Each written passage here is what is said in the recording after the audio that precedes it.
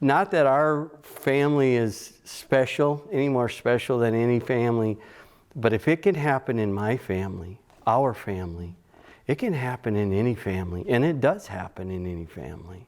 As far as family members, especially like grandparents, is aunts, uncles, pay attention to their moods, their habits. You know, if there's a change, if there's a real change in what they're doing, you know, if they're really happy and now they're sad, or they're sad, even worse, if they've been kind of in this depressed mood and then all of a sudden they're really happy, sometimes that's a sign they've made a decision to take their life. Ask that question, but part of the reason we don't ask that question is because we're afraid. We're afraid of the answer, and I think about that. You know, should I have asked some of those questions? And I think that's, so I do think, you know, it is good to say, are you okay? It is good to say, do you have a plan? You know, ask, is there someone you can see? Is there someone you trust? I think those are important things to ask. I think one of the worst things we can do is be in denial of the mental illness.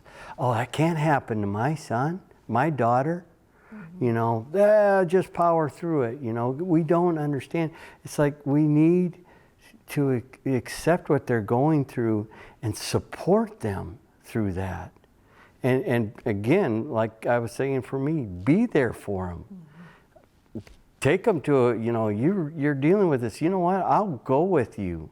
I will take you and sit with you and hold your hand while you're waiting to go in, whatever it takes. But mainly is just don't minimize it. Don't minimize it and don't deny it. Yeah, don't just say, oh, well, you know, life is worth living, so don't think those thoughts. But to me, suicide is a combination of two things: a mental illness and a stressor. And the stressors can be just common everyday stressors. For Ben, it was, I've got a girlfriend, how does she fit in? I'm going to graduate. What do I do with the rest of my life? This is something every college student goes through. But when you combine that with a depression and an anxiety, and it's at a bad place, the two combinations are lethal. And so to me, the key is, how do you do it? How do you find that before you get to that, I'm thinking about taking my life? People who have lost loved ones and people who are dealing with mental illness, you're not alone. If I can help someone to not have to experience what I've experienced, then it's worth whatever we do, because it isn't something you want someone else to experience.